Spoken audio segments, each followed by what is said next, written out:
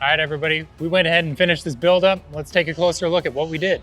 2026 Toyota Tacoma TRD Off-Road, all the bells and whistles. We got you guys covered on this one. So we did the Icon Stage 4 suspension on it, fully adjustable front. It's got the dual rate springs in the rear. We did an ARB rack in the back that we're gonna be mounting some KC highlights on top, the 6-inch nice round ones. We're doing 4 KC lights across the front on the C4 bumper that we added on this guy. We also did the Mickey Thompson Baja Legend MTZs and the 295 7018s and paired it up with the Method 709 HDs in black with the raw rings on them.